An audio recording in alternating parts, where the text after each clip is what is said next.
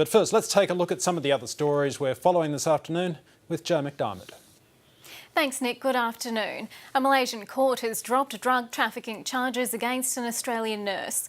44-year-old Emma Louise Laguili faced the death penalty after she was charged with trafficking 1 kilogram of methamphetamine in July. But Ms Laguili reportedly walked free from a court in Kuala Lumpur this afternoon. It's understood the prosecution couldn't be sure she had any knowledge of the drugs. 2 people are dead after a light plane crashed on the New South Wales north coast. The aircraft came down on the outskirts of Lismore just after 10 o'clock this morning. For more, Tom Forbes joins me from the scene. Tom, what more has come to light about this terrible crash? Well, Joe, a clearer picture is starting to emerge about who was actually on board the light plane which crashed early this morning. We have unconfirmed reports that it was a pilot and a student who'd flown from the Gold Coast, which is just across the border. They were down here doing flight circuit training, which involves flying a circuit around the Lismore airport, touching down and then taking off again. We understand that this particular paddock where the crash happened is a popular place for pilots to turn their plane around before heading back in for another touchdown. Now, police spoke to us a short time ago and explained exactly what happened as far as the crash happened, and they said it was catastrophic. There's wreckage spread over a considerable area. There has been a reasonably substantial fire following the accident, and so there's some wreckage which is in that fire field, but there's some that's outside of that as well. And Tom, were there any witnesses there that saw the plane come down? Yes, Joe, the paddock I'm standing in now is actually right next to the Bruxner Highway, which is a very busy road indeed.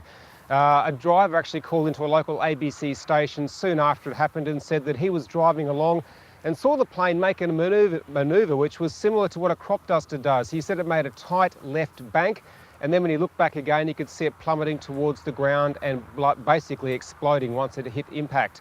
I also spoke with a neighbour from a neighbouring property, and he said he was inside his home this morning and he heard an incredibly loud bang. Now, he initially thought it was a truck either blowing a tyre or backfiring, but when he came outside, he saw that there was actually a fire in the paddock across the way, and he quickly realised what had happened.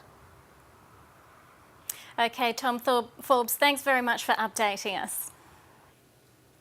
75 asylum seekers have been taken to Christmas Island after their boat was found near the island on Wednesday night. The federal government says the group is having initial security, health and identity checks. It has again warned they are at risk of being sent to Nauru or Manus Island. A former Melbourne doctor has admitted to infecting more than 50 women with hepatitis C. James Peters pleaded guilty in the Victorian Supreme Court to 55 counts of negligently causing serious injury. The former anaesthetist was a Hep C carrier and also had an addiction to drugs used at a day surgery in Melbourne's east. Previously, the courts heard he would inject himself with drugs before using the same syringe on his patients, sometimes infecting 2 women on the same day. Peters will return to court for a pre-sentence hearing next year.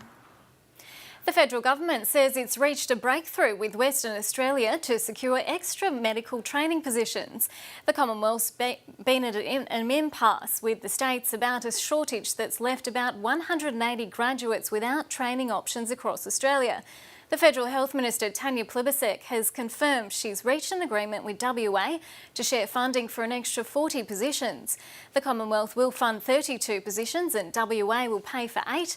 They'll be required to work in areas of need. Queensland, the Northern Territory and the ACT have also made a deal with the Commonwealth. 125 placements have been secured so far.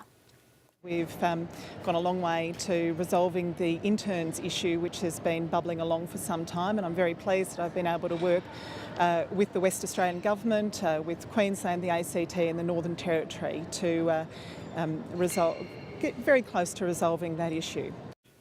Authorities believe arsonists are to blame for an overnight fire at the Workshops Rail Museum precinct at Ipswich, west of Brisbane.